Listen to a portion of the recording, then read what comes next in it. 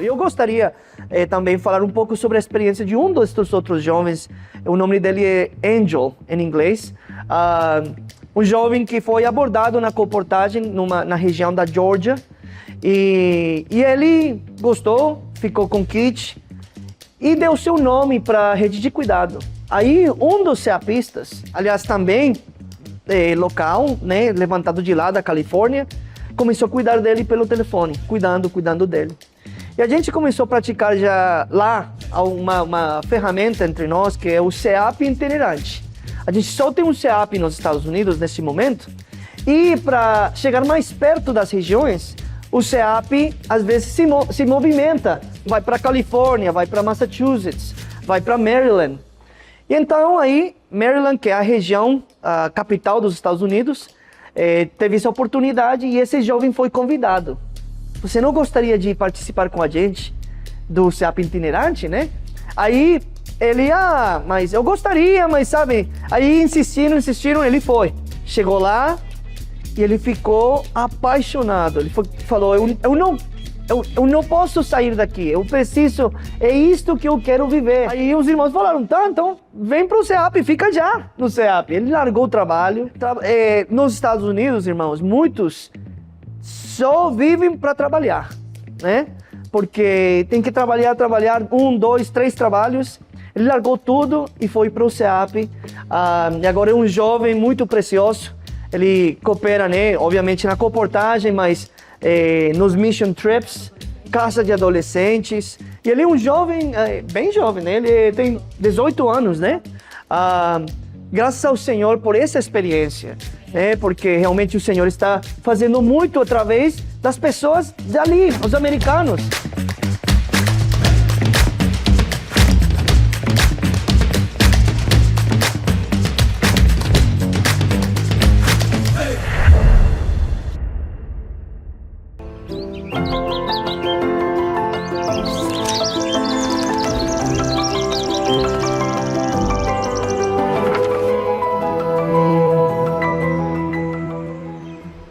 Sejam todos muito bem-vindos a mais uma transmissão do Instituto Vida para Todos. Tema geral, Gálatas, o único evangelho, o evangelho de Cristo. Mensagem 20, a palavra profética e os falsos mestres. Leitura da Bíblia, 2 Pedro, capítulo 1, versículos de 12 a 15, 19 a 20, capítulo 3, versículos de 1 a 4. Nós chegamos na última mensagem da série Gálatas, o único evangelho, o evangelho de Cristo, que são 4 mensagens complementares que foram motivadas pela palavra final de Pedro, de Paulo, na sua carta aos Gálatas, no último capítulo, versículo 12, nos deu uma indicação importante, onde diz: todos os que querem ostentar-se na carne, esses vos constrangem a vos circuncidardes somente para não serem perseguidos por causa da cruz de Cristo. A igreja em Jerusalém iniciou-se de uma forma maravilhosa, que serviu de modelo para todos nós. Como eles eram obedientes ao Espírito, seguindo, perseverando na palavra dos apóstolos. E a vida da igreja era uma vida de comunhão acerca da palavra que os apóstolos falavam.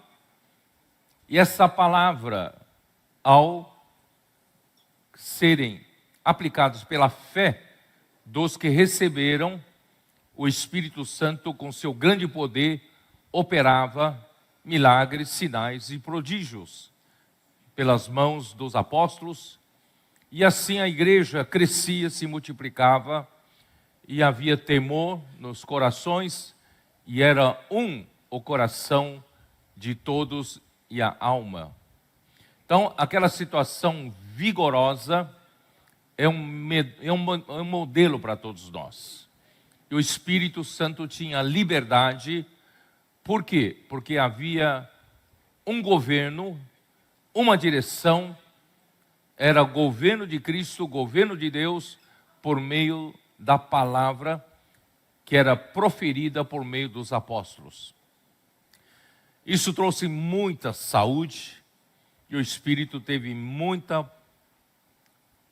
oportunidade para atuar, para operar, e rapidamente a igreja chegou em poucos dias, a 5.000 pessoas.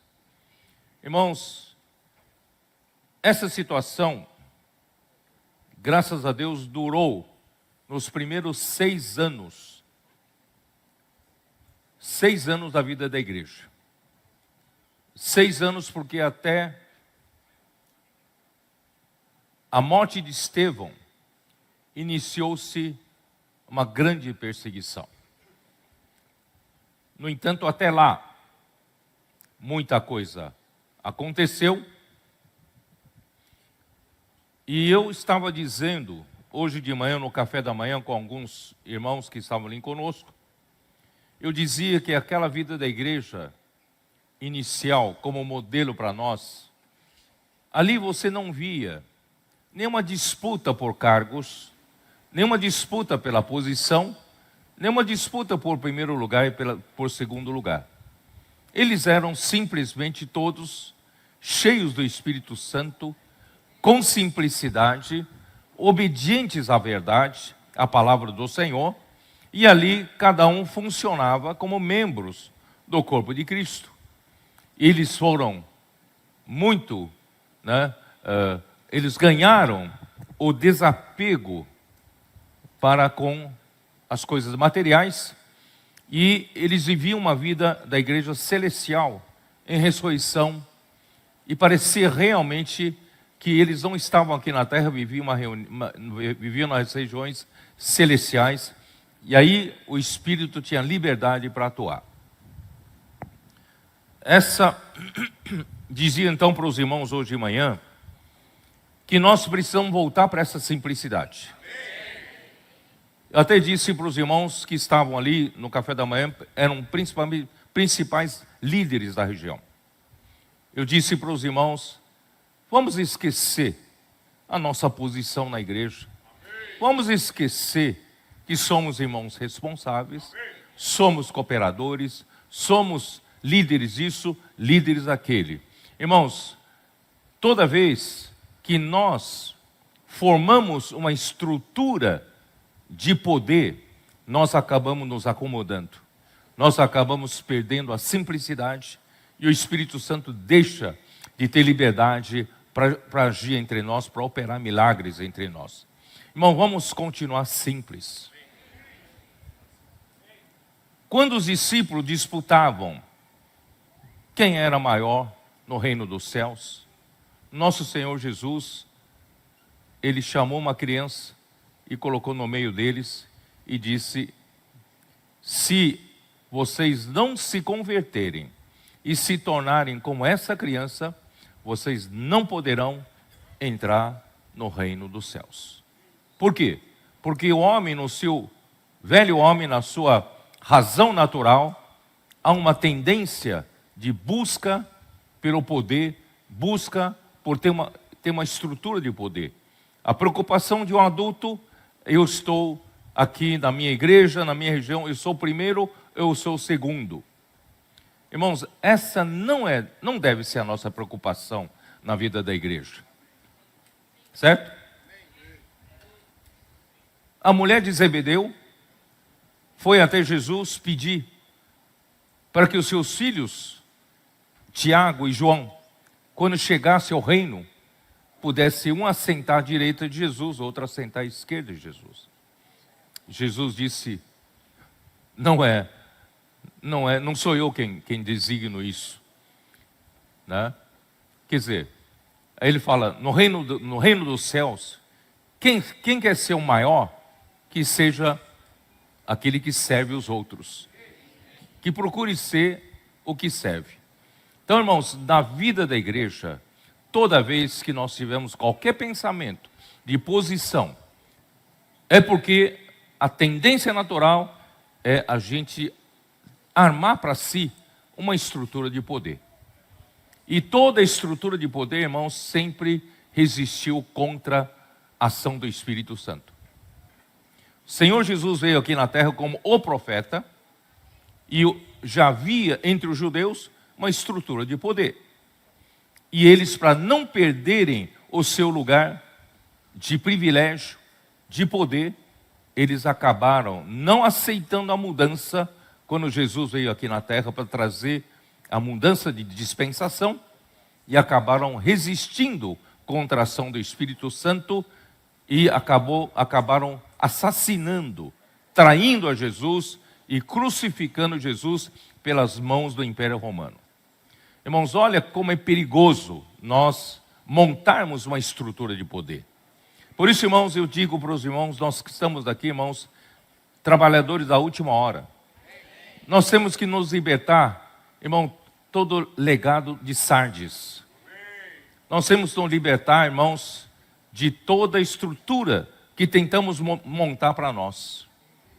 Eu me lembro que quando irmão Doug falou sobre o livro de Jó, né, um irmão me lembrou hoje de manhã, né, Carlos?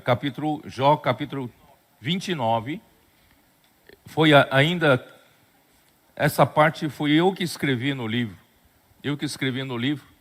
Irmão, Jó, ele se achava, estava tudo certinho. Ele fazia tudo de uma forma justa. Ele procurava praticar justiça. Só que, quando Deus mexeu na sua comodidade, na sua estrutura de poder, aí ele reclamou. Aí ele chorou. Por que Deus está fazendo isso comigo? Deus é injusto. Né? Por quê? Porque Deus mexeu no seu ninho. Você tem uma tendência de montar o seu ninho.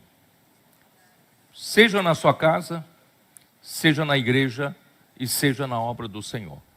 Nós sempre queremos montar o nosso ninho, e o nosso ninho nos traz um certo conforto, comodidade. Ali eu tenho meus privilégios, ali eu faço a minha vontade, ali eu tenho, o meu reinadozinho. Irmãos, Deus quer destruir esses ninhos. Ele quer governar a nossa vida. Por isso, disse de manhã para os irmãos, não tenha qualquer conceito de posição.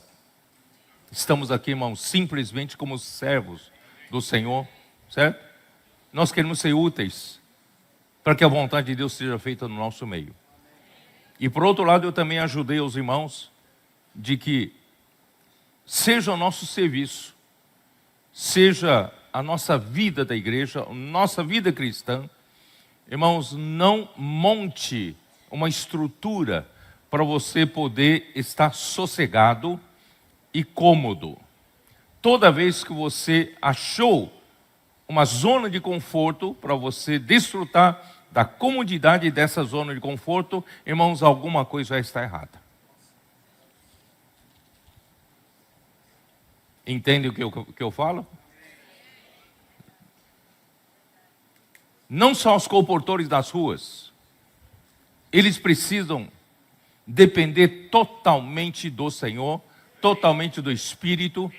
Eles precisam estar imersos na palavra, constituídos na palavra, inculcando a palavra de uma maneira séria, para que o seu trabalho tenha efetividade. Certo ou não? Quando eles dependem de si, na rua não acontece. Na rua não funciona. Então o que eles fazem? Eles têm que entrar no desespero. O Senhor não está funcionando. O que está acontecendo? Eu fiz a mesma coisa que ontem. E não está funcionando hoje. Aí esse desespero de buscar a direção do Espírito, irmãos, isso é normal. Isso deve acontecer com você, comigo, a todos os instantes. Quando o seu serviço, a sua vida, estiver entrando numa zona de conforto, comodidade, você já sabe o que vai fazer no próximo passo, irmãos, essa não é uma vida espiritual. A vida espiritual é que, qual é o próximo passo? Eu não sei. Eu viajo lá de São Paulo, venho para o Nordeste, chego em Fortaleza, onde eu estiver, tomo café com os irmãos, almoço com os irmãos, janto com os irmãos, ou no momento descontraído com os irmãos, há sempre vários irmãos à minha frente, como passarinho boca aberta, esperando que a mamãe ou o papai traga uma coisa e pôr no bico deles. Aí eu fico pensando, Senhor, o que faço? O que faço? Eu tenho duas opções. Eu monto minha estrutura, eu tenho meus conhecimentos bíblicos, eu tenho minhas experiências de tantos anos na vida da igreja, eu posso falar daquilo que eu tenho em arquivo. Certo? Isso pode até agradar alguns, receber alguns aplausos, mas não dá resultado duradouro, porque não vem do Espírito, não vem do Senhor. Então, esses irmãos da minha frente, esperando alguma coisa, me provoca desespero. Os irmãos olham para mim, eu olho para eles. Vocês perceberam? Irmão Pedro, estamos esperando. Falei, o que eu vou falar? Vocês entenderam? Tem que ter esse desespero. Tem que ir até o Senhor, perguntar para o Senhor, Senhor, o que o Senhor quer? Se o seu serviço está cômodo, está errado. Tem que ter desespero. Qual o próximo passo? Você não deve nem saber. Você tem que pedir para o Senhor. Ah, mas já estou acostumado a fazer reunião, estou acostumado a... então você já montou sua estrutura de poder, não precisa mais do Senhor. Vocês entenderam? Então nós temos que viver no desespero e buscar a direção do Espírito pela palavra a todo tempo. Por isso, irmãos, nós estamos na última era.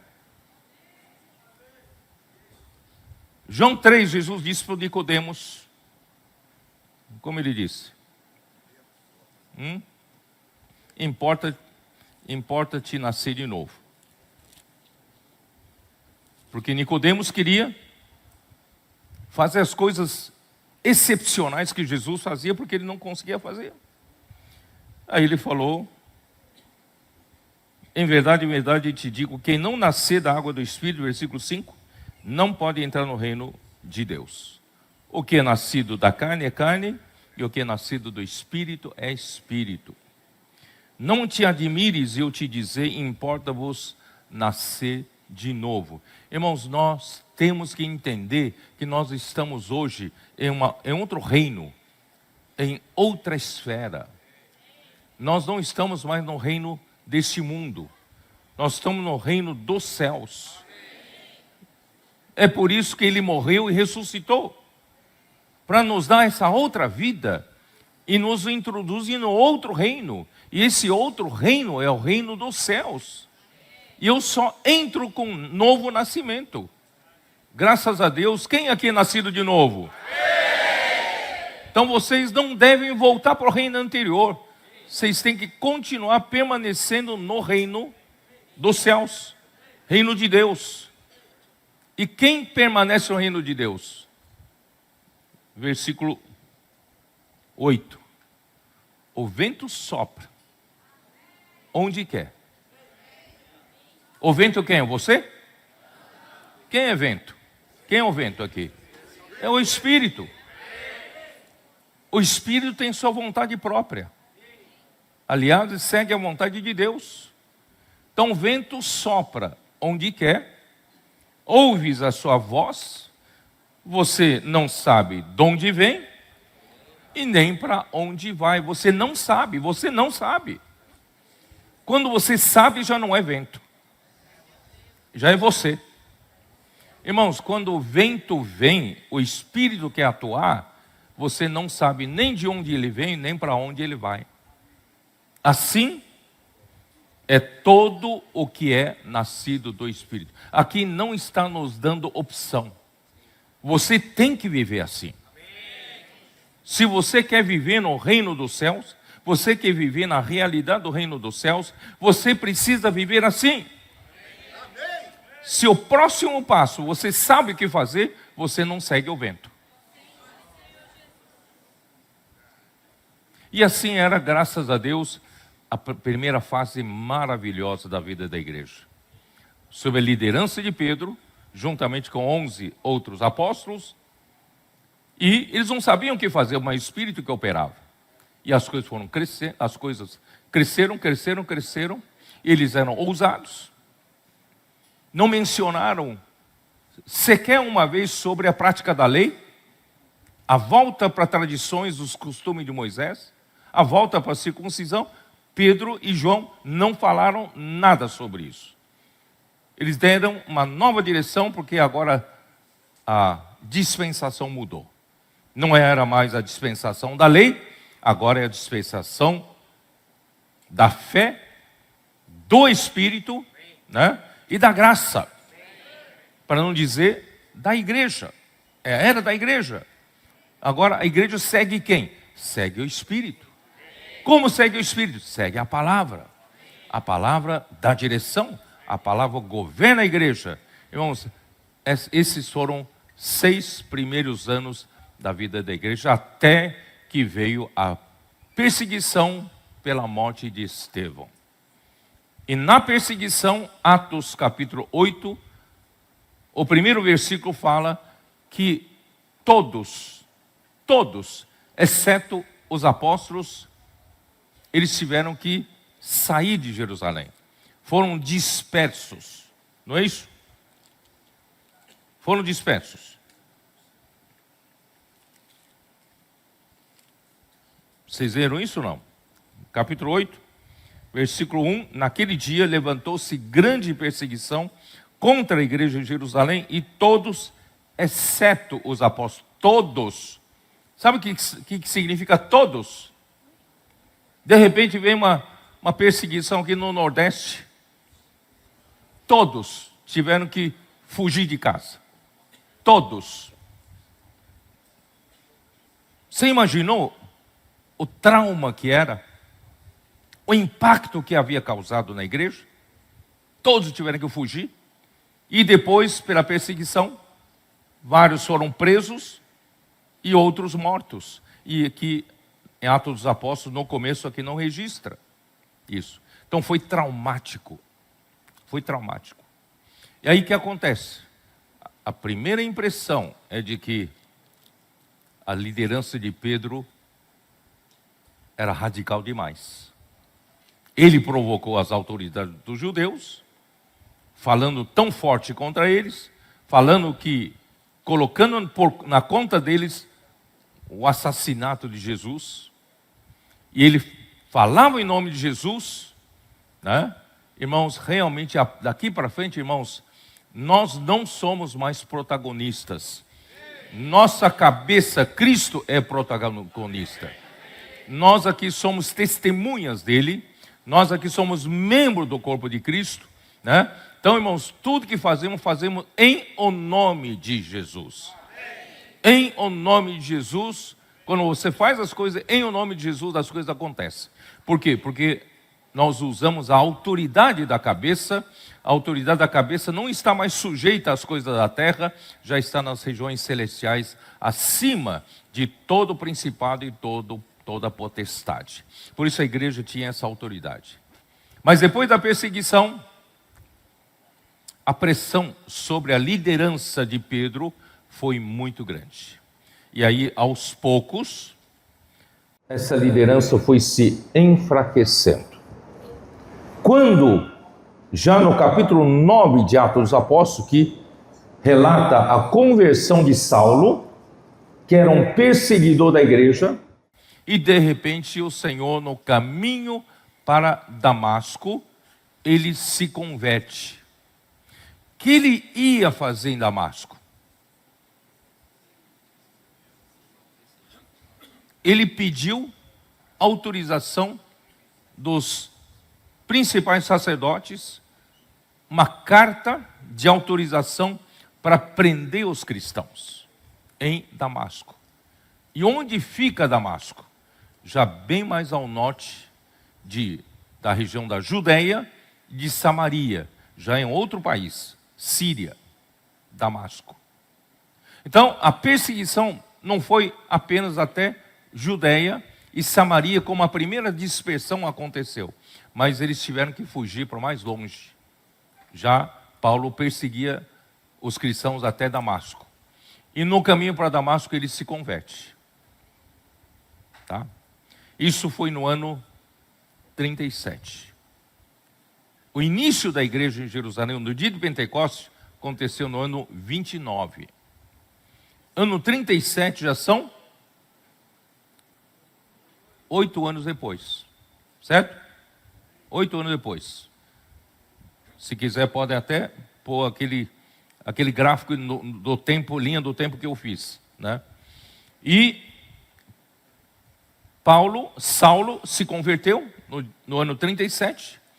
Ele mesmo relata, no seu primeiro capítulo em Gálatas, que 3 anos depois da sua conversão, ele foi pela primeira vez até Jerusalém para se encontrar com Pedro. Aqui está, vamos lá ver.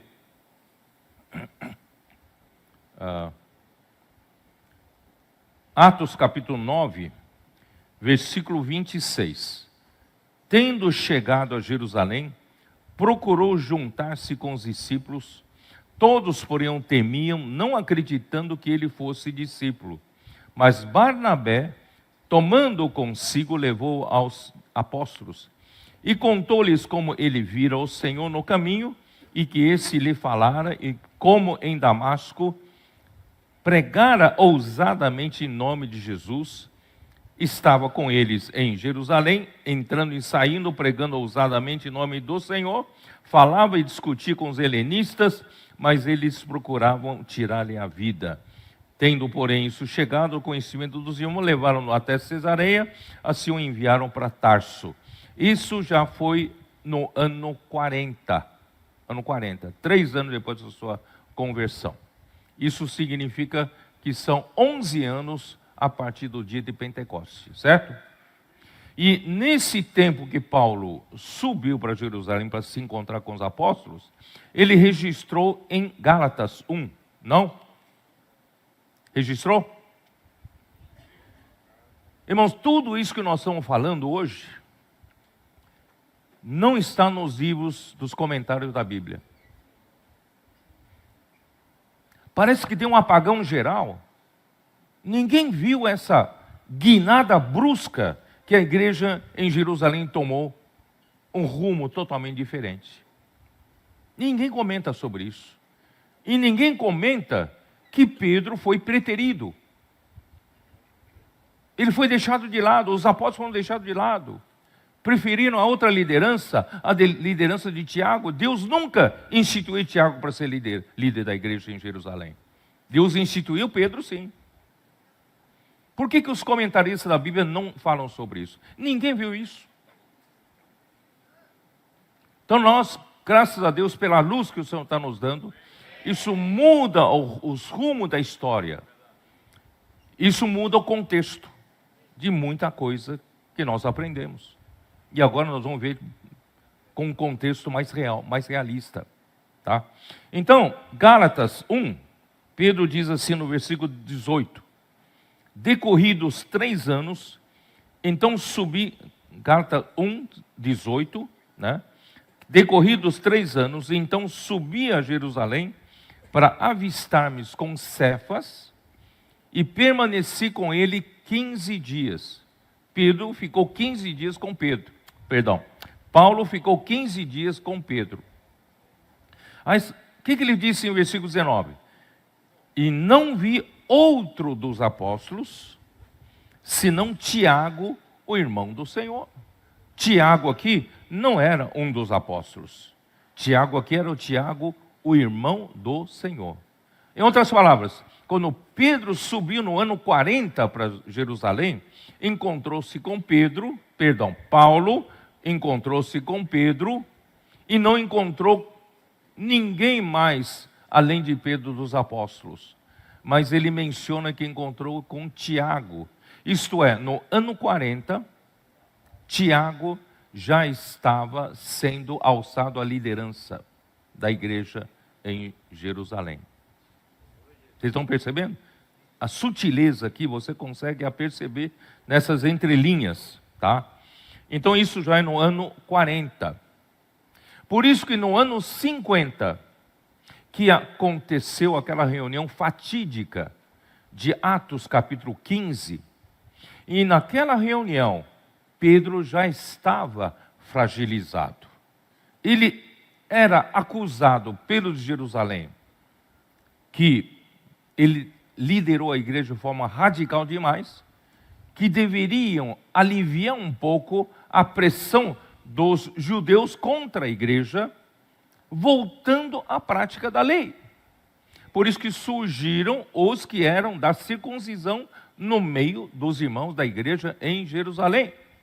E Tiago foi alçado ao plano principal, o líder principal. Por que eu posso dizer isso? Em Atos capítulo 15, quem concluiu a conversa?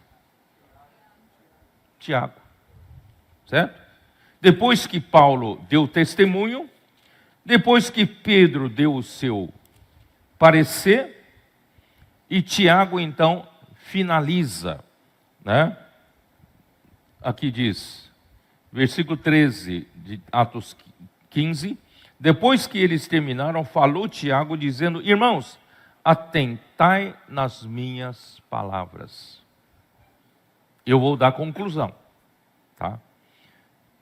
Aí eu vou terminar aqui no versículo 19, pelo que julgo eu, esse é o meu parecer, e o meu parecer é parecer final.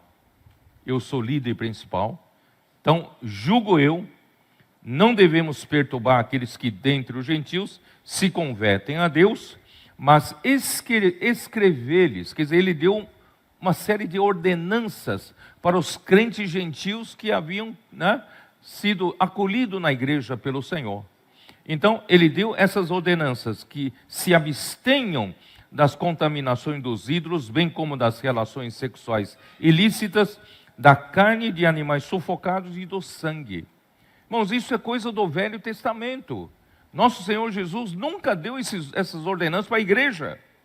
Na nova dispensação, não quer dizer que essas coisas não são boas para se atender, não quer dizer nada disso. Mas não estamos mais na era da lei.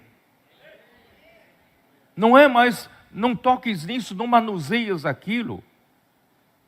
Não é mais na fase da lei, agora, irmãos, é na fase da fé. Tá?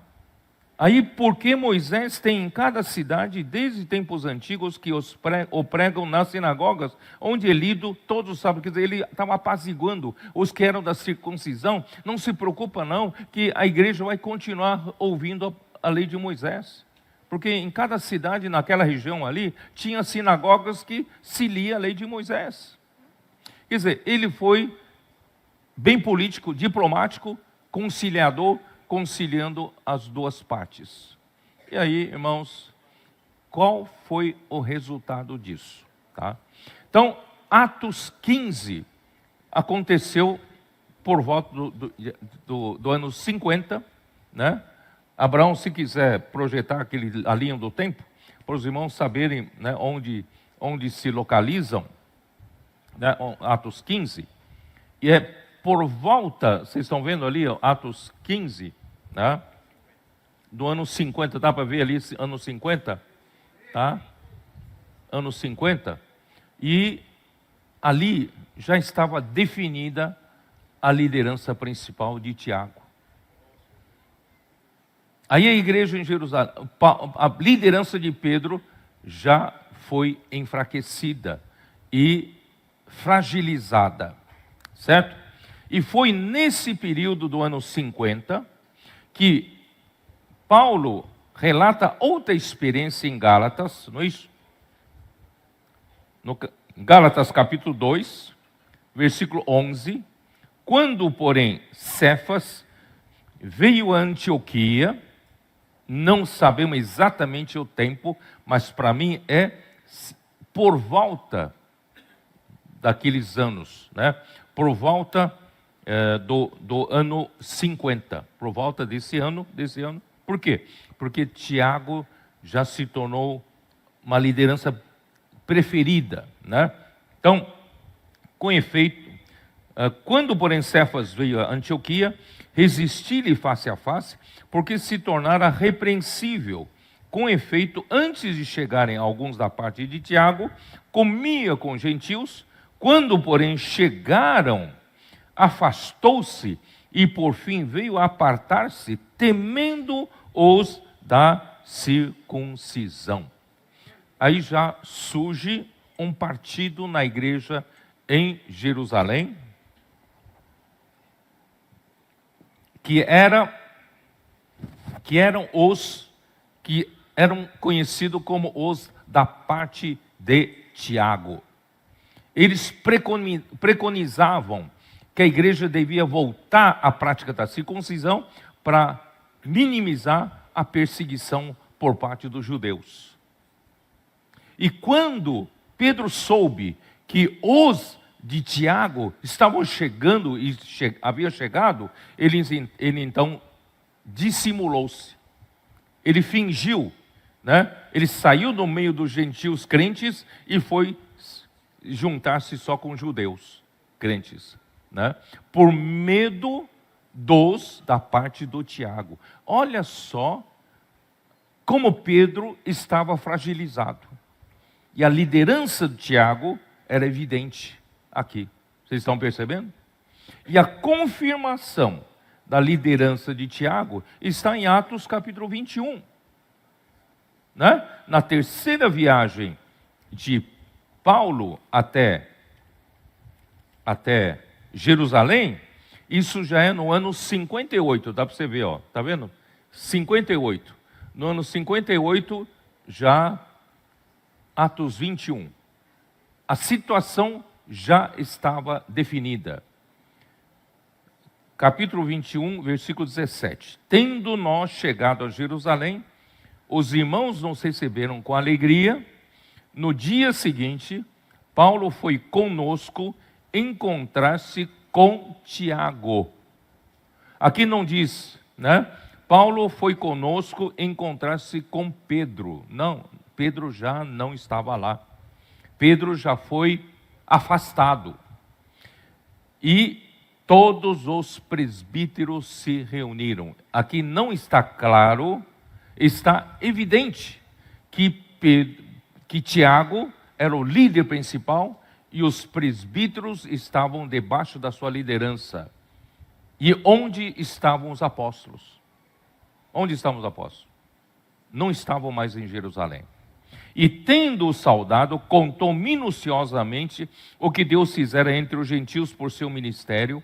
Ouvindo, deram eles glória a Deus, e logo foram dizer para eles: olha, você fez tanto sacrifício, tanto trabalho, né, suou tanto, e você não vê que nós nem tivemos que sair de Jerusalém. Olha o que o Senhor fez aqui em Jerusalém, né?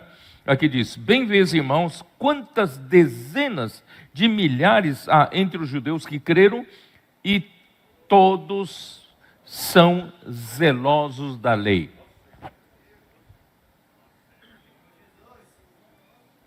Será que nenhum comentarista da Bíblia viu isso? Ele muitas vezes é visto com bons olhos, como se fosse uma coisa positiva. E a decisão de Atos 15 ainda é elogiado pelos comentaristas da Bíblia, a decisão sábia de Tiago. Irmãos, que desvio feio. Irmãos, isso mudou tudo, tá? Então, por isso, aí começam, nesse processo todo, Atos capítulo 11, Deus ainda usa Pedro para introduzir os gentios para dentro do corpo de Cristo. Isso está em Atos capítulo 10, tá? E quando Pedro volta para Jerusalém, capítulo 11, versículo 1, chegou ao conhecimento dos apóstolos e dos irmãos que estavam na Judéia, que também os gentios haviam recebido a palavra de Deus. Versículo 2, isso é Atos 11, tá? Antes ainda de Atos 15. Quando Pedro subiu a Jerusalém, os que eram da circuncisão o arguíram, dizendo: entraste em casa de homens incircuncisos e comeste com eles. Pedro, de certa forma, foi repreendido por eles. Então, na igreja em Jerusalém já surgiu um partido que eram os da circuncisão. Esses os da circuncisão eram os do partido de Tiago. Os que preferiram Tiago, a liderança de Tiago, e passaram a não mais, irmãos, seguir a palavra dos apóstolos. E vocês conhecem a consequência quando você não segue mais a palavra dos apóstolos. Não há liderança do Espírito Santo, não há mais a obra de Deus sendo realizada. Tá? E quando chegou no capítulo 15 de Atos, versículo 1, alguns indivíduos que desceram da Judéia ensinavam aos irmãos: se não vos circuncidardes segundo o costume de Moisés, não podeis ser salvos.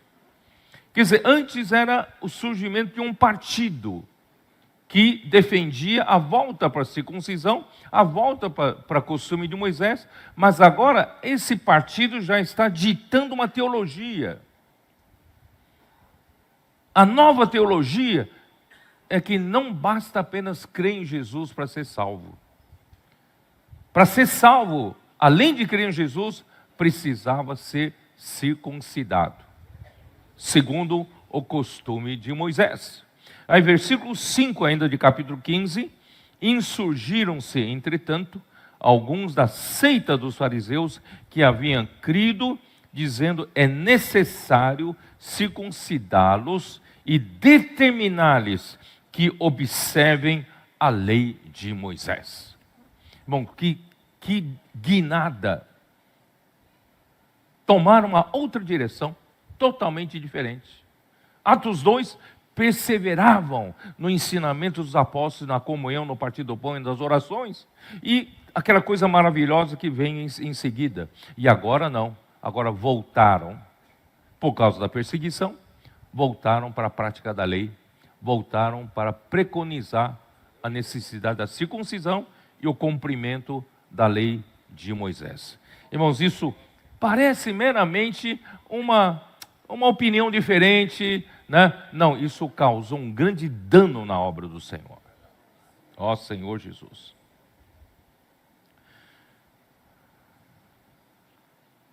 Por isso que eu falei em Gálatas 6:12,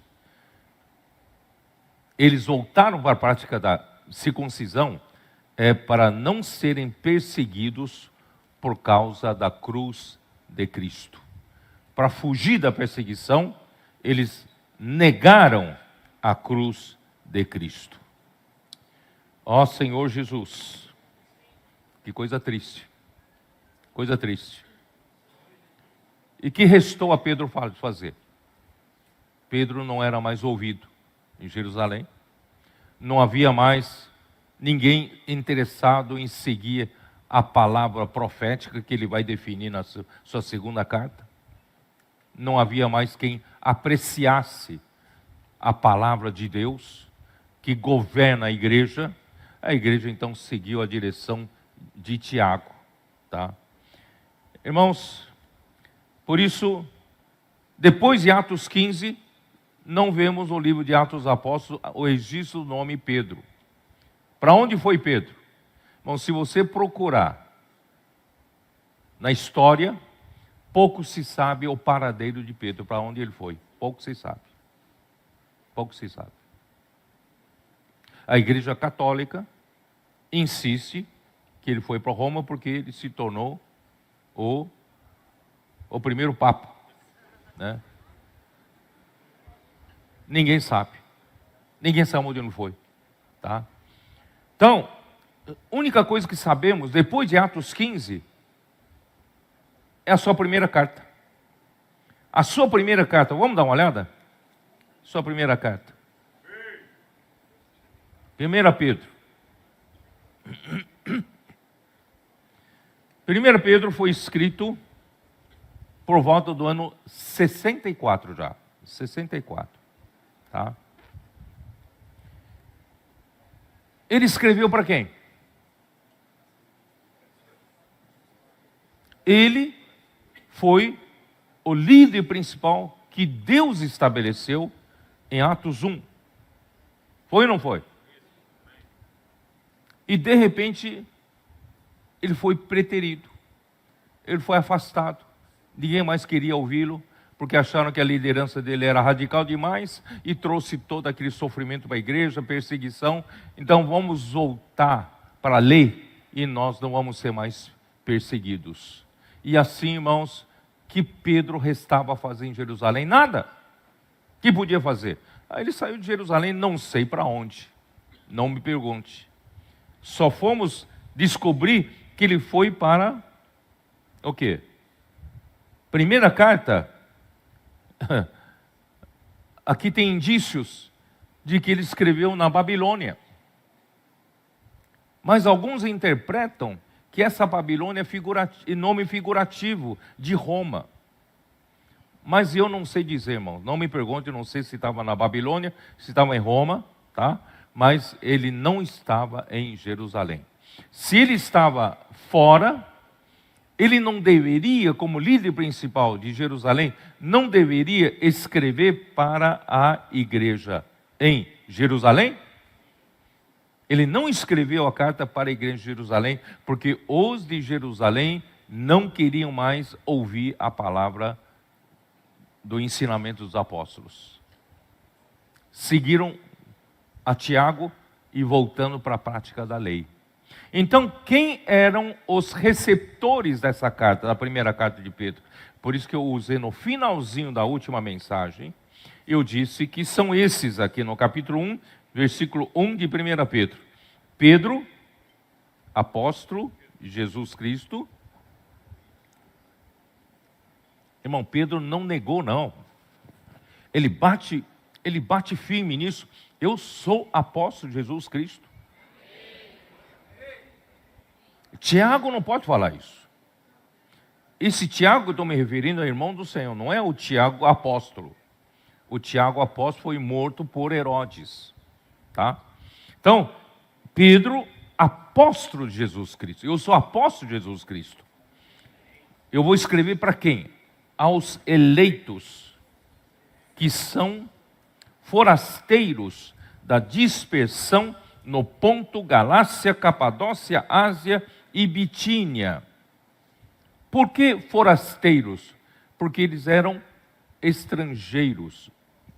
Foram fugidos para lá na dispersão. Essa dispersão possivelmente refere-se àquela dispersão pela perseguição, grande perseguição contra a igreja de Jerusalém, em Atos capítulo 8. Eles foram dispersos para a Judéia, para Samaria, tá?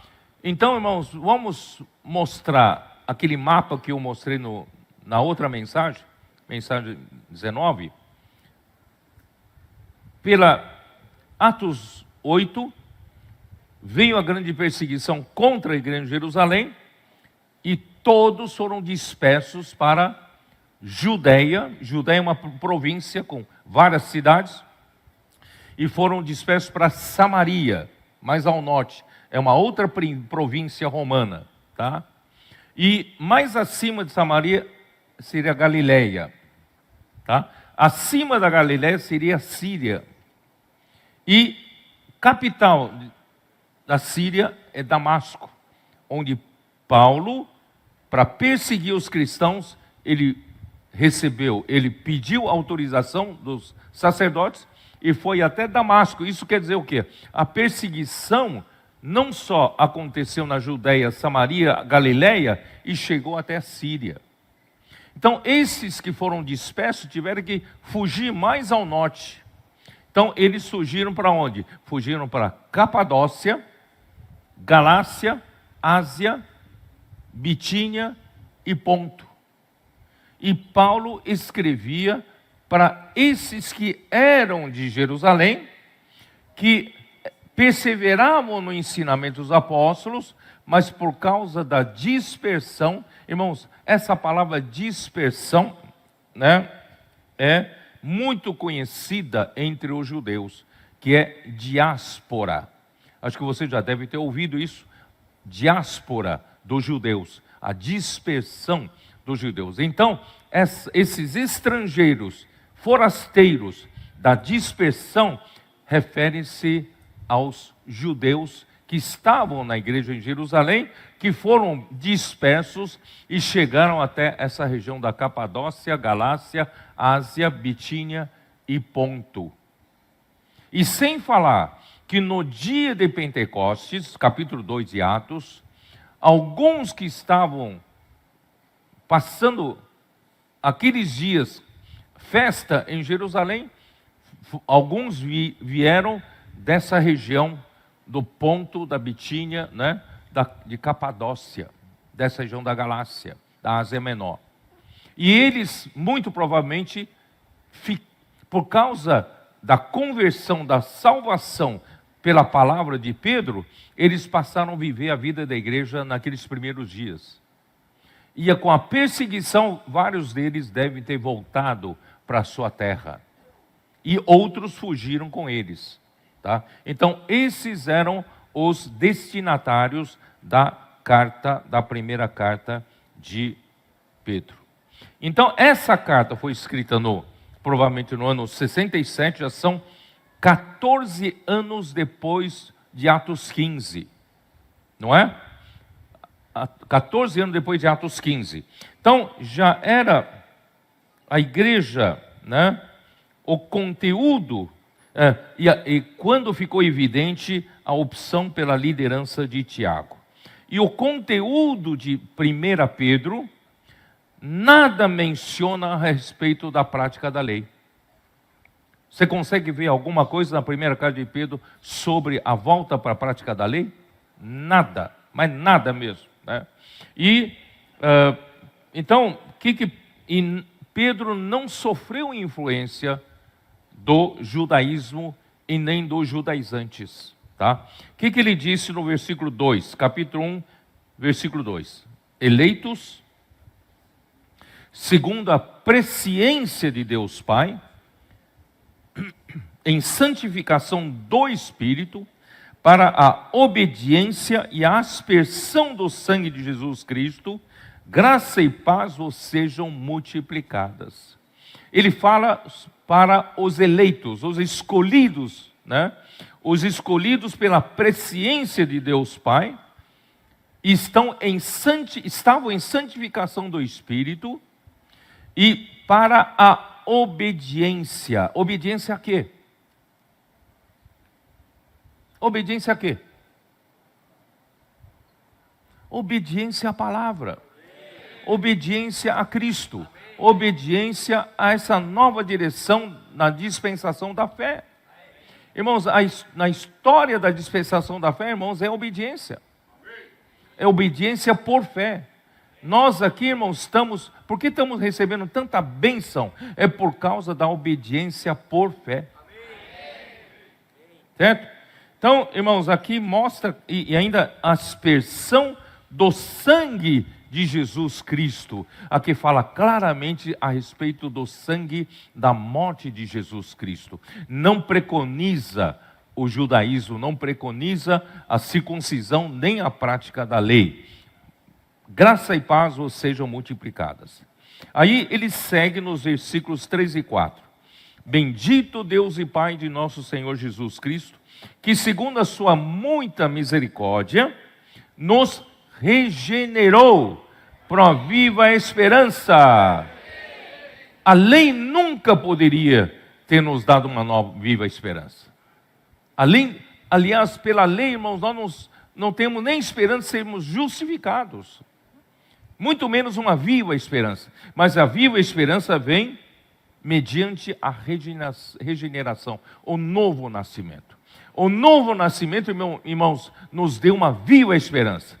E essa viva esperança é mediante a ressurreição de Jesus Cristo dentre os mortos. Irmão, Pedro continua insistindo na morte e na ressurreição de Cristo.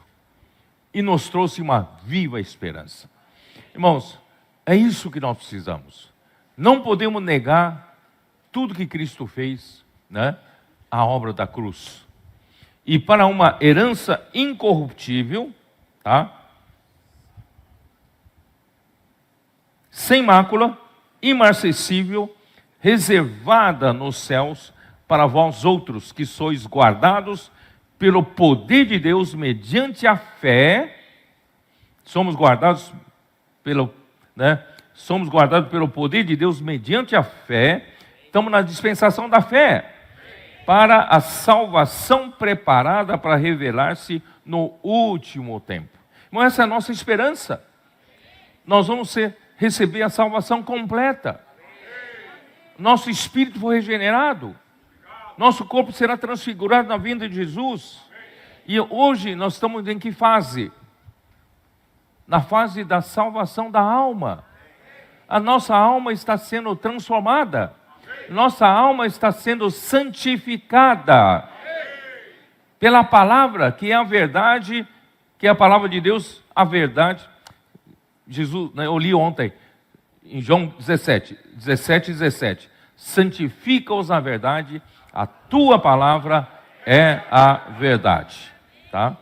E nisso exultais, embora no presente, por breve tempo, se necessário, sejais contristados por várias provações. Irmãos, para que uma vez confirmado o valor da vossa fé, muito mais preciosa que o ouro perecível, né? Redunde em louvor, glória e honra na revelação de Jesus Cristo, tá? E versículo 9, obtendo o fim da vossa fé, a salvação da vossa alma. Irmão, nós entramos para uma nova dispensação, os judeus saíram da dispensação da lei, e essa nova dispensação tem um objetivo final. Qual é o objetivo final? A salvação da alma. E ontem eu usei Efésios capítulo 1 para mostrar para vocês esse trabalho interno que Deus está fazendo na nossa alma. É a salvação da alma. E essa salvação da alma, irmãos, implica em alguns sofrimentos. Implica em provações. Assim como ouro perecível precisa ser apurado por fogo, muito mais essa fé que nós recebemos, para que ele tenha um valor cada vez maior. Porque o valor da fé varia. Por quê? De acordo com sua pureza, não é? Então Deus precisa remover toda a impureza da nossa alma, para que o valor da fé seja elevado, né? Então, o objetivo de tudo, irmãos, é a salvação da nossa fé. E essa salvação foi profetizada já por todos os profetas do Antigo Testamento. Só que não foi deixado claro que não era para eles. Tinha que esperar a vinda de Cristo. E tinha que esperar o sofrimento de Cristo e as glórias. Aqui, ó, versículo 11. Investigando atentamente qual a ocasião e quais as circunstâncias oportunas indicadas pelo Espírito de Cristo, que neles estava, ao dar de antemão testemunho sobre os sofrimentos referentes a Cristo e sobre as glórias que os seguiriam. A eles foi revelado que não para si mesmos, mas para vós outros ministravam as coisas que agora vos foram anunciadas por aqueles que pelo Espírito Santo, enviado do céu, vos pregaram o evangelho, coisas essas que anjos vos anelam perscrutar. Irmãos, quem são esses que ministraram essa salvação? Pregaram para eles. Ele estava se referindo a quem? Vos pregaram o evangelho. Quem pregou para esses judeus que creram no Senhor? A partir do dia de Pentecostes? Os apóstolos. Então essas palavras que quem pregou? Pedro pregou essa palavra, tá? Então, aqui Pedro volta a mostrar, não podemos sair dessa linha, da linha da palavra, né? Aí, no versículo 13, né, versículo 14, vou ler, como filhos da obediência. Por que Pedro chama esses dispersos de filhos da obediência? Porque eles não seguiram a Tiago. Eles não seguiram a degradação da igreja em Jerusalém. Eles eram filhos da obediência. Obediência à palavra, né? Não vos amoldeis às paixões que tinhais anteriormente da vossa ignorância. Pelo contrário, segundo é santo aquele que vos chamou, tornai-vos santo também vós mesmos em todo o vosso procedimento. Porque escrito está, sede santos, porque eu sou santo. Aí vai ficar mais claro ainda, tá? Versículo 18. Sabendo que não foi mediante coisas corruptíveis, como prata ou ouro, que fosses resgatados do vosso fútil procedimento que vossos pais vos legaram. Quem foram vossos pais? Hein? Foram judeus, os praticantes da lei. Então, os judeus praticantes da lei, que eram os pais deles, viveram uma vida fútil. Viveram uma vida sem futuro. Então, irmãos, voltar para a prática da lei vai voltar a você, voltar a viver naquela velha maneira de vida. E Deus está querendo tirar você dessa velha maneira de vida. Primeiro, resgatando você pelo precioso sangue de Cristo.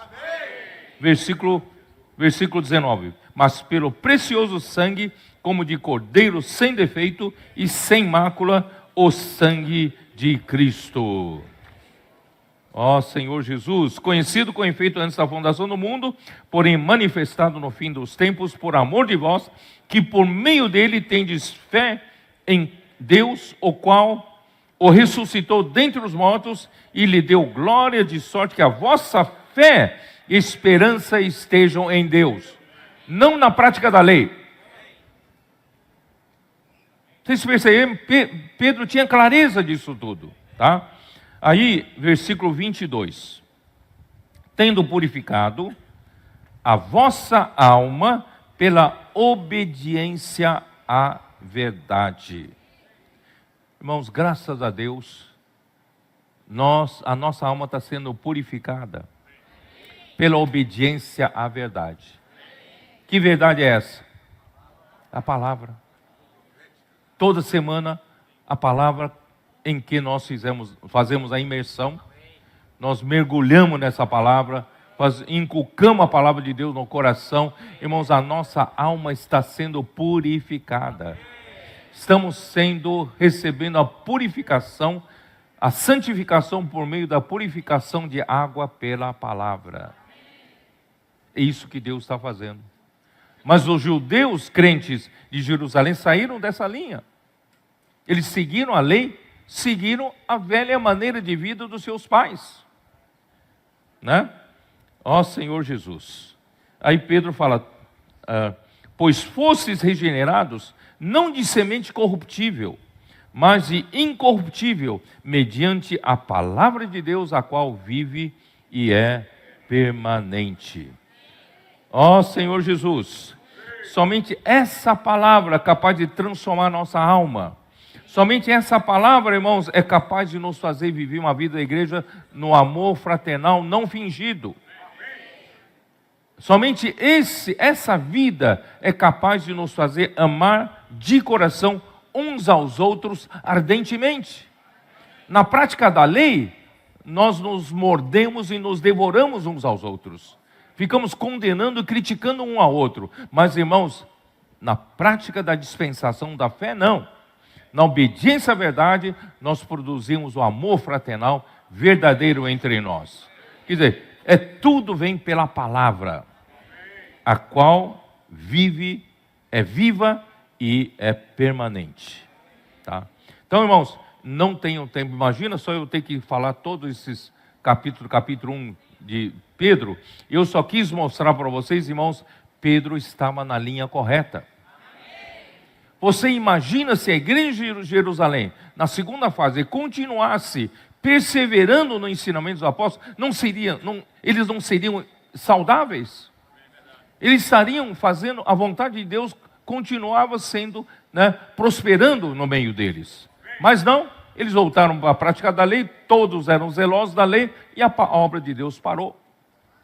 E agora, 2 Pedro, é onde eu quero falar mais claramente, irmão, 2 Pedro deixa claro o que Pedro realmente queria falar. Eu vou dizer uma coisa para vocês, irmãos. Todos os comentários que nós recebemos dos livros de consulta, tanto de 1 Pedro como de 2 Pedro, irmãos, por causa dessa falta do pano de fundo, claro que o Senhor está nos revelando, dessa história que aconteceu com a igreja de Jerusalém, irmãos, ninguém conseguiu explicar direito para mim a 1 Pedro e 2 Pedro. A gente lê, mas não entende do que Pedro está falando. Mas agora, com esse contexto, nós passamos a entender. Certo? Então, a 2 Pedro, vamos rapidamente. A 2 Pedro já foi escrita por volta do ano 67. Irmãos, alguns dizem, pela tradição, dizem que ele foi escrita em Roma, porque Pedro foi perseguido por imperador Nero e por fim foi martirizado também ali no ano 67 ali, né? E o ano 67 também foi por volta daquele tempo que Paulo foi martirizado, também pela perseguição do Império Romano por imperador Nero. E Pedro também foi perseguido, morreu logo depois. Não sabemos exatamente quanto tempo, mas morreu logo depois de ter escrito 2 Pedro. Irmãos, quando ele escreveu a 2 Pedro, os destinatários da carta são os mesmos. Eram os mesmos, não é isso? Eram aqueles que, pela perseguição da igreja de Jerusalém, pela morte de Estevão, fugiram. Então, para quem Pedro destina a carta? Versículo 1. Simão Pedro, servo e apóstolo de Jesus Cristo, aos que conosco obtiveram fé igualmente preciosa na justiça de nosso Deus e Salvador Jesus Cristo. Irmãos, na dispensação da fé, coloca todos em iguais condições. Na dispensação da lei, alguns eram mais versados na lei, alguns eram mais cultos, alguns eram mais estudados e outros mais iletrados, né? Então, na dispensação da lei, irmãos, eles entram em situações desiguais. Alguns já levam vantagem. Por isso que Paulo disse, eu estudava aos pés de Gamaliel e eu me avantajava dos demais da minha idade. Eu sobressaía acima deles. Porque, irmão, na dispensação da lei, depende da sua capacidade, depende da sua formação, depende do seu conhecimento que você adquiriu. Mas na dispensação da fé, irmão, coloca todos em iguais condições. Eu não fiz faculdade, não terminei nem o ensino fundamental, mas o Senhor coloca você em iguais condições. Aos que conosco obtiveram fé igualmente preciosa. Todos têm o mesmo ponto de partida. Todos nós recebemos um novo nascimento. Sangue de Jesus nos redimiu dos nossos pecados e Deus nos regenerou, não é isso?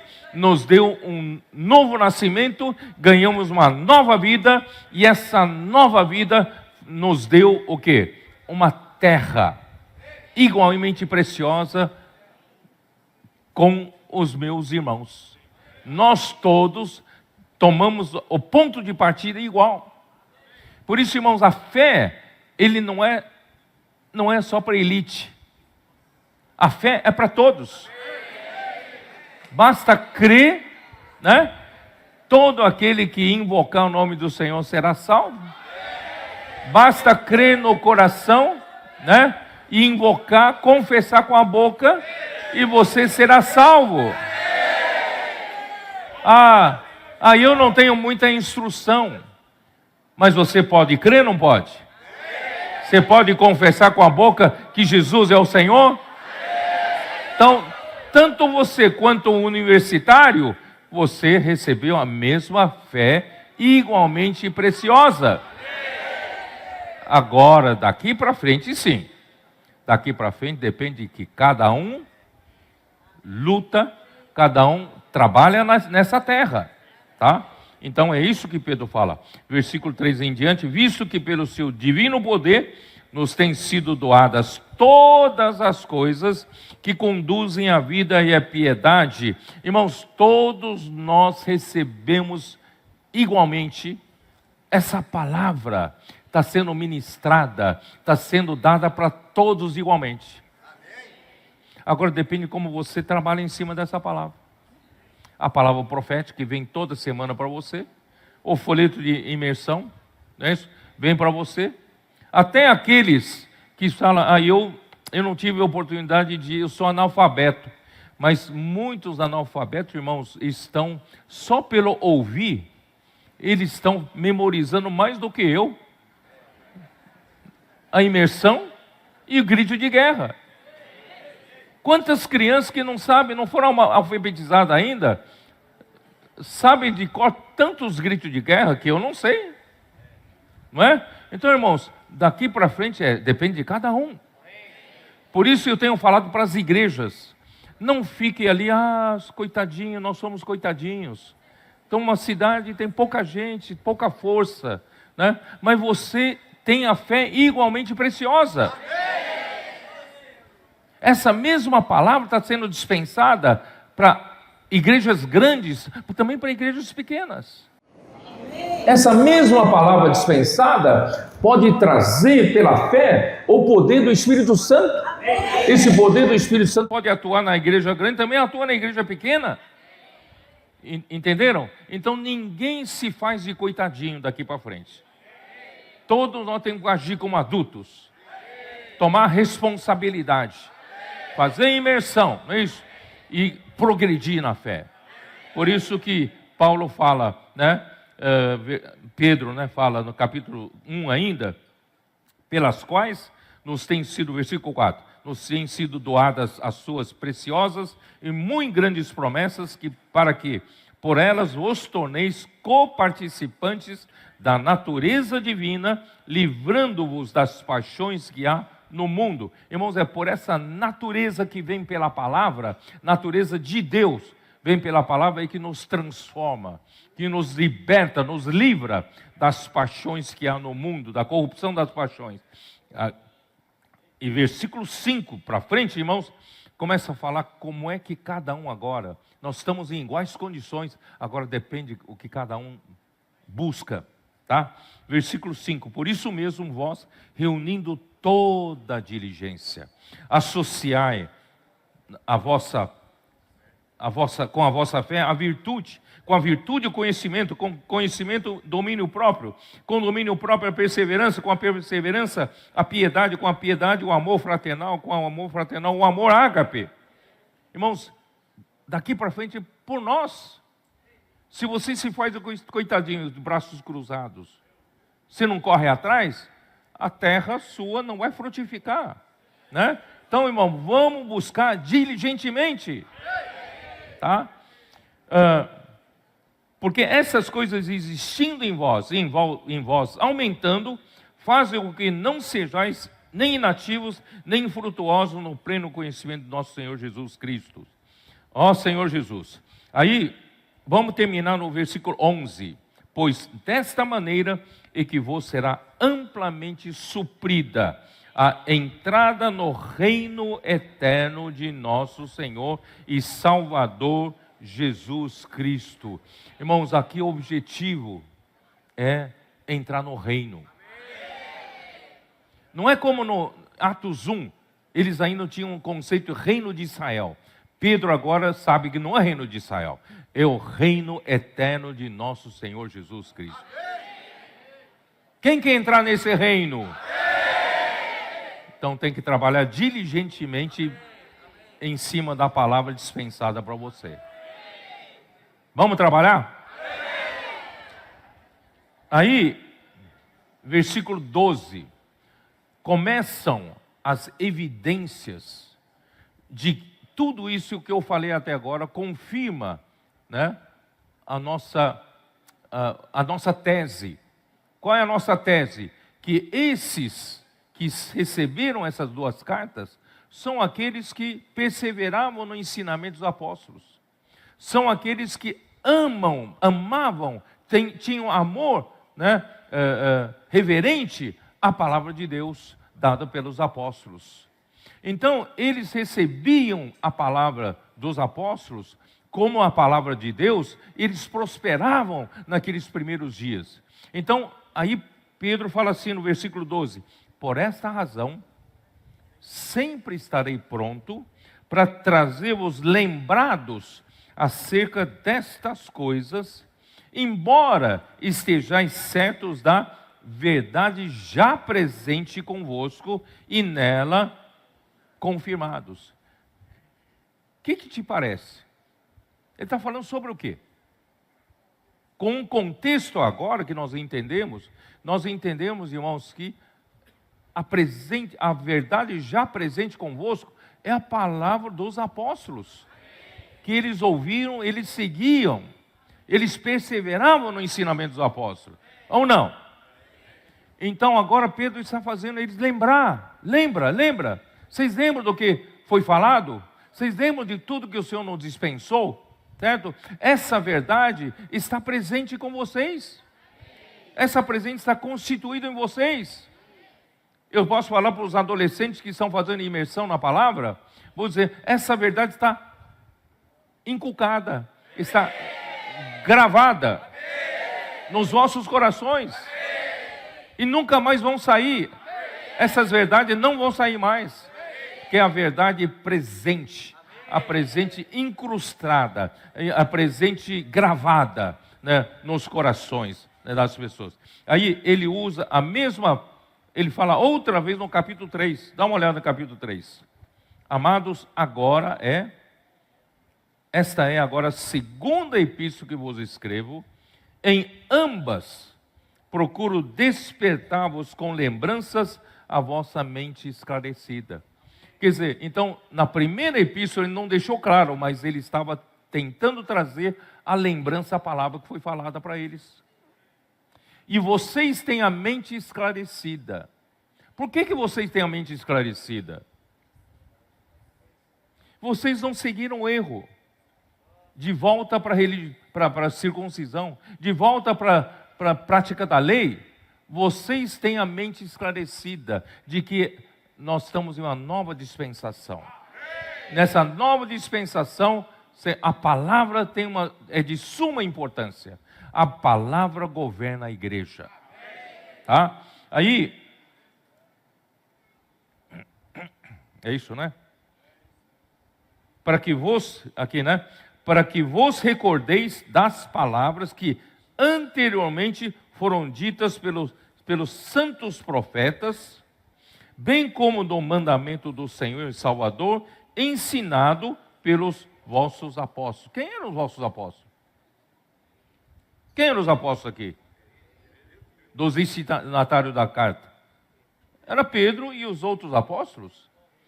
Vocês entenderam? Então, Pedro estava falando com aqueles que perseveravam na palavra.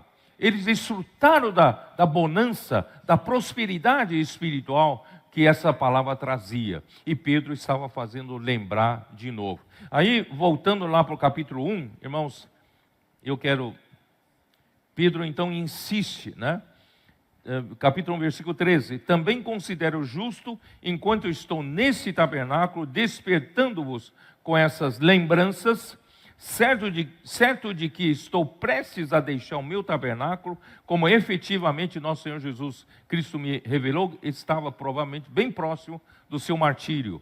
Mas de minha parte, olha a preocupação dele, de minha parte esforçar-me-ei diligentemente por fazer a todo tempo, mesmo depois da minha partida, conserveis lembrança de tudo. Ué, se você não entende o contexto, você vai entender isso como? Agora nós estamos entendendo pelo contexto o que Pedro realmente está falando, para vocês lembrarem da palavra que nós ministramos para vocês. Essa palavra veio de Deus. Aí versículo 16, fica mais claro ainda. A gente começa a entender melhor a coisa. Versículo 16, porque não vos demos a conhecer o poder e a vinda de nosso Senhor Jesus Cristo, seguindo fábulas engenhosamente inventadas, mas nós mesmos fomos testemunhas oculares da sua majestade, pois ele recebeu da parte de Deus Pai honra e glória, quando pela glória excelsa lhe foi enviada a segunda voz, este é o meu Filho amado, em quem vos me comprazo. Ora, esta voz vinda do céu, nós a ouvimos, e quando estávamos com ele no Monte Santo. Por que Pedro falou isso? Se você não entendeu o contexto, você não vai entender o propósito porque ele falou isso. Sabe por que ele falou isso? Porque os judeus que seguiram a liderança de Tiago, para se justificar a posição tomada, passaram a criticar Pedro, passaram a criticar João, passaram a depreciar o ministério dos apóstolos. E dizendo que Pedro e João inventaram essa história do Monte da Transfiguração. Eles chamaram o testemunho que João e Pedro deram como fábulas engenhosamente inventadas pelos homens. Vocês estão entendendo? Sem um contexto você não iria entender. Em outras palavras, eles estavam depreciando o ministério de Pedro. Aí então Pedro fala claramente daqui para baixo, daqui para frente. Ele fala, então vou dizer para vocês que é a palavra profética. Dá uma lida. Versículo 19, temos assim tanto mais confirmada a palavra profética. Fazeis bem em atendê-la. Fazeis bem em atender a palavra profética. Por quê? É como há uma candeia que brilha em lugar tenebroso, até que o dia clareie e a estrela da alva nasça em vosso coração. A palavra profética, irmãos, é a única luz que a igreja tem no meio da noite escura. É a única luz que nos dá direção.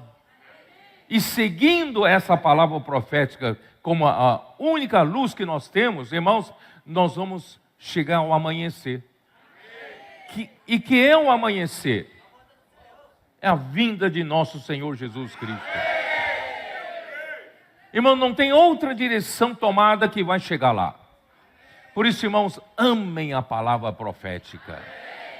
A palavra profética, não é isso? Sabendo, primeiramente isto, que nenhuma profecia da Escritura provém de particular elucidação. Irmãos, é isso que eu quero dizer para vocês, irmãos. Nenhum profeta que fala verdadeiramente a palavra de Deus, Deus fala por meio dele, ele fala por si mesmo. Ele dá uma explicação pela sua própria elucidação.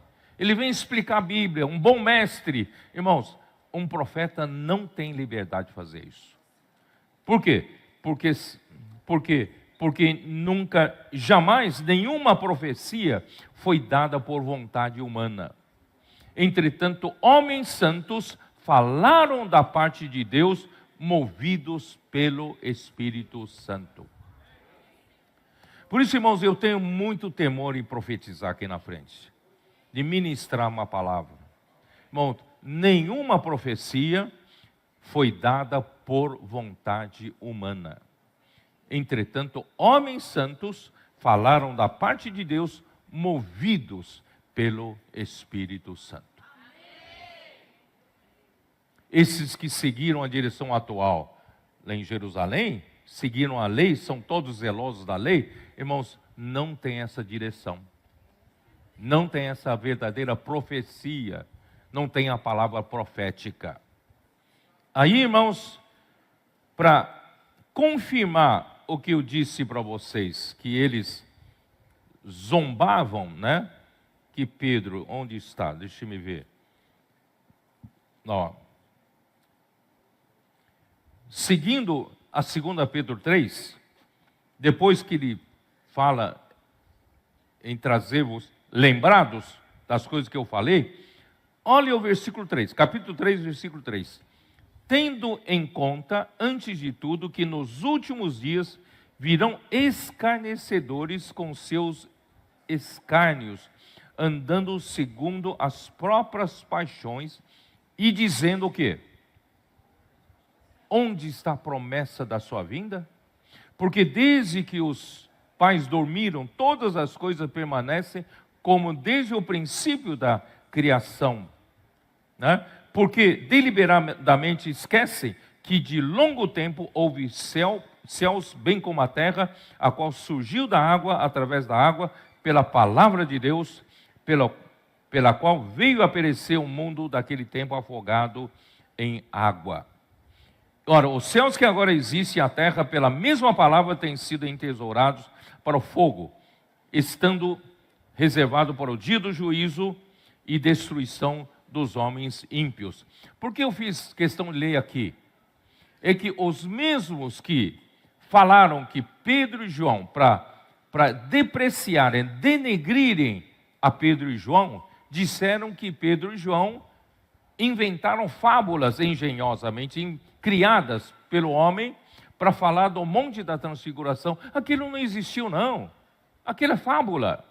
E também eles falam, o que Pedro e João falam, né, da vinda do Senhor, também isso é falácia deles. Onde está essa promessa da vinda do Senhor? Nós não vemos nenhum sinal da vinda do Senhor, entendeu? Então eles menosprezavam, eles zombavam, escarneciam contra a palavra profética. Aí são esses que, vamos lá para capítulo 2, de 2 Pedro.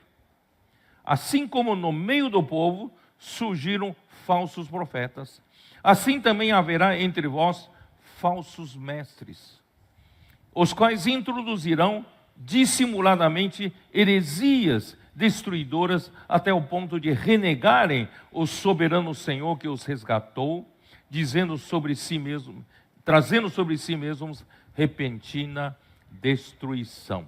Quem são esses falsos profetas? Quem eram esses falsos mestres? Me digam.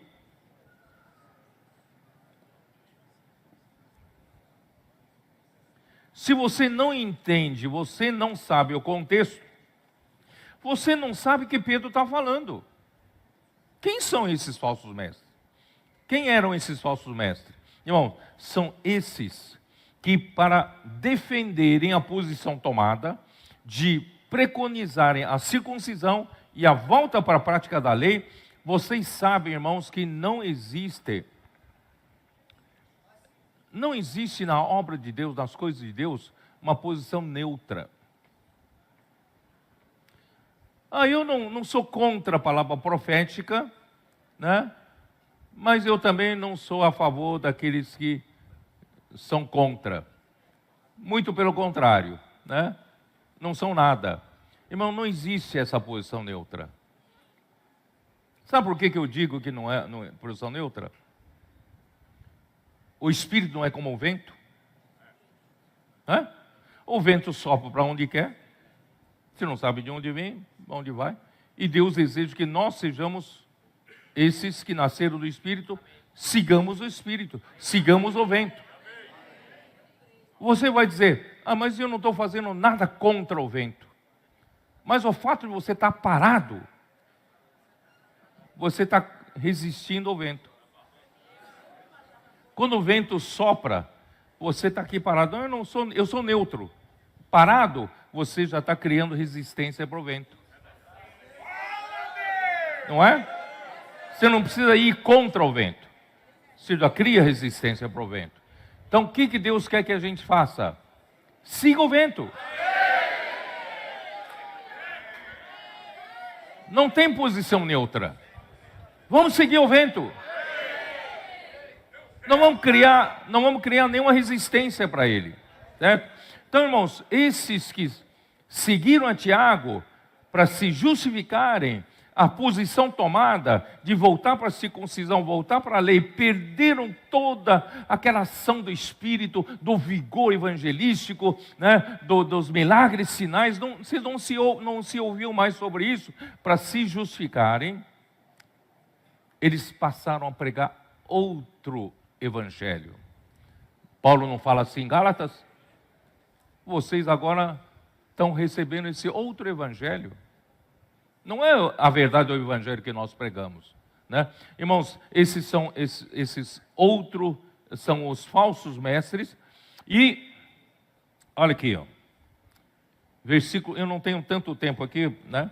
Vamos lá para o capítulo 2, versículo 10. Especialmente aqueles que, seguindo a carne, andam em imundas paixões e menosprezam qualquer governo, atrevidos, arrogantes, não temem difamar autoridades superiores, ao passo que anjos, embora maiores em força e poder, não proferem contra elas juízo infamante na presença do Senhor. Esses que, para defenderem-se, esses para se justificarem a posição tomada, passaram a criticar os apóstolos, passaram a zombar, a escarnecer a palavra profética. E passaram o quê? A criar outras doutrinas, outros ensinamentos. Para ser salvo, tem que praticar, além de crer em Jesus, tem que praticar a circuncisão segundo a lei de Moisés. Irmão, esse é outro evangelho. Tá? E aí, para se justificarem, começam a falar mal dos apóstolos. Começam a falar mal da autoridade estabelecida por Deus. Quem eram as autoridades estabelecidas por Deus no começo do livro de Atos dos Apóstolos? Eram os 12 apóstolos. Certo? Então, eles, para se defenderem, acabam sendo atrevidos, arrogantes, não temem difamar autoridades superiores. Esses, todavia, como brutos e irracionais, naturalmente feitos para presa e destruição, falando mal daquilo em que são ignorantes. Eles falam mal, na verdade, nem sabem do que estão falando. Né? Na sua destruição também hão de ser destruídos. Irmãos, eu não tenho, vocês podem ler tudo isso. Olha aqui, versículo 17, no capítulo 2 ainda. Esses tais são como fontes sem água. Eles que levaram para si, né, um monte de pessoas para seguir a lei de Moisés.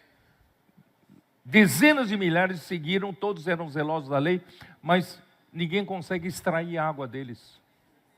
São fontes sem água, né? São névoas impelidas por temporal, quer dizer, você acha que, veio uma névoa escura, vai chover, puxa, eu estava precisando de uma chuva aqui, né, para regar a minha terra. Só que essa névoa vem e o temporal leva embora. Não fica nada. E a igreja não era suprida. Tá? Porquanto, proferindo palavras jactanciosas de vaidade, engodam com paixões carnais por suas libertinagens aqueles que estavam prestes a fugir, né, dos que andam no erro. Aqui, onde eu queria ler, versículo 21. Pois melhor lhes fora nunca tivessem conhecido o caminho da justiça, do que após conhecê-lo, volverem para trás, apartando-se do santo mandamento que lhes fora dado. Então, quem eram esses que está falando? Pedro está se referindo a quem? Esses que receberam os benefícios da palavra, do ensinamento dos apóstolos, conheceram, né? Aqui fala, conheceram o caminho da justiça.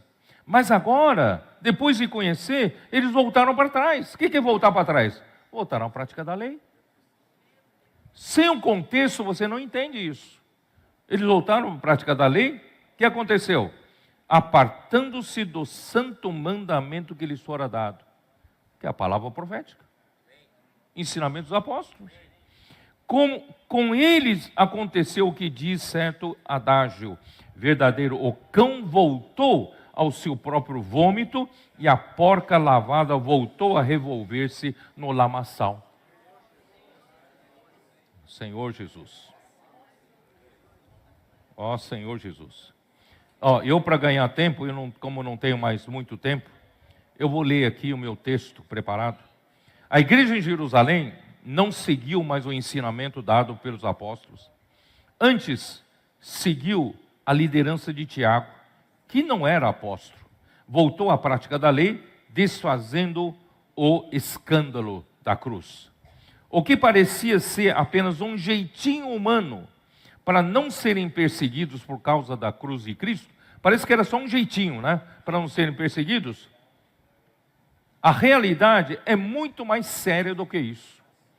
A volta à circuncisão e à prática da lei anulam a graça de Deus. Isso está em Gálatas 2:21, podem anotar.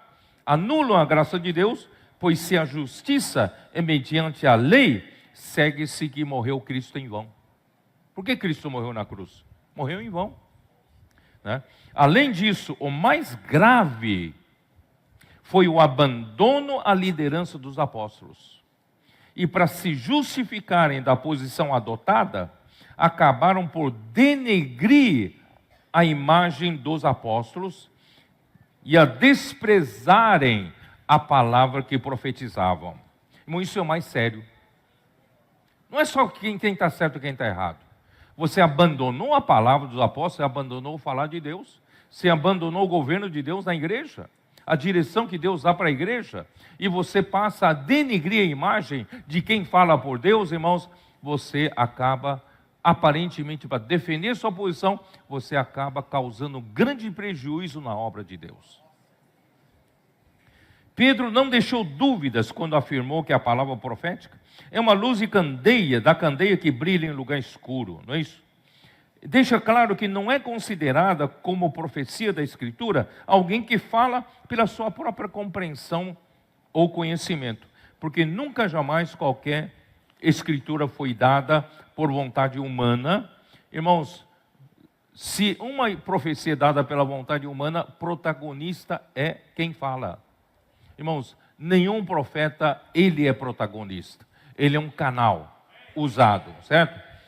Ó Senhor Jesus. Então, com base nessa definição, Pedro tem base para afirmar que os que não reconheceram o seu apostolado e andaram desqualificando quem fala por Deus, são os falsos profetas e falsos mestres que se introduziram na igreja com heresias destruidoras, infamando o caminho da verdade.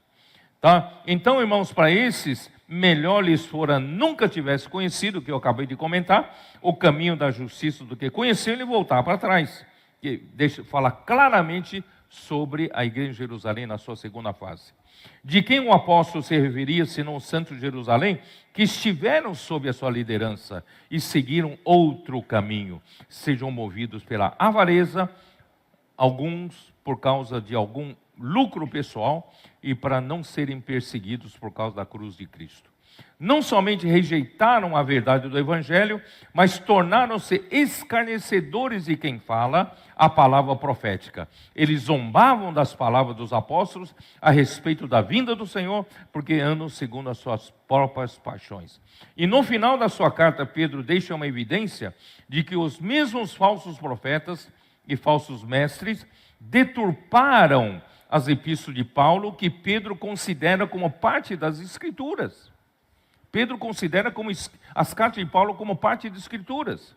Para a própria destruição deles, Pedro alerta para não serem arrastados pelos erros desses insubordinados e descaiam da firmeza deles. Capítulo 3, 2 Pedro, versículos de 15 até 18. Somente para confirmar que os principais opositores de Paulo,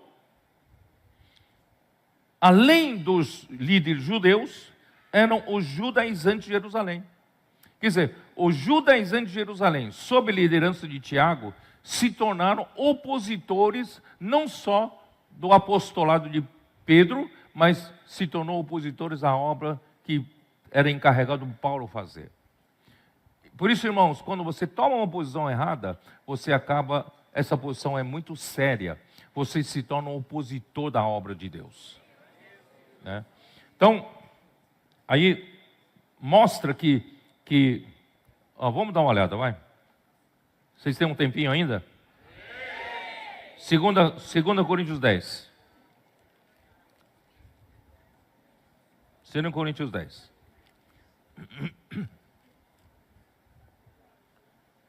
Versículo 12. Porque não ousamos classificar-nos ou comparar-nos com alguns que se louvam a si mesmos, mas eles, medindo a si consigo mesmos e comparando-se consigo mesmos, revelam insensatez. Paulo está falando de quem? Agora eu já estou falando de Paulo, não é Pedro. Paulo. Quem Paulo está falando? Desses mesmos judaizantes. Por isso, irmãos, esses mesmos judaizantes não só prejudicaram a Pedro, o ministério de Pedro, estavam prejudicando a obra do Senhor que Paulo fazia. Tá? E vamos para capítulo 11, versículos 4 e 5.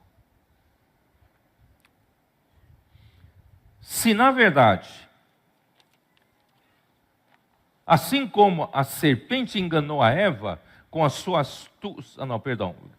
versículo 4. Se na verdade vindo alguém prega outro Jesus que não temos pregado, e se aceitais espírito diferente que não temos recebido, o evangelho diferente que não temos abraçado, a esse de boa mente vocês toleram.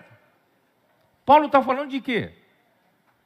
Paulo está falando de que alguém vem com espírito diferente, alguém veio pregando o evangelho diferente. Quem são esses, irmãos?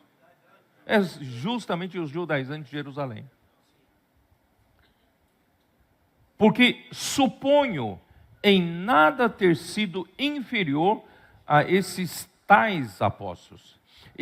Essa palavra tais aqui é até um superlativo, né? Paulo estava falando, aí eles se consideram super apóstolos. Eles se consideram superiores a nós.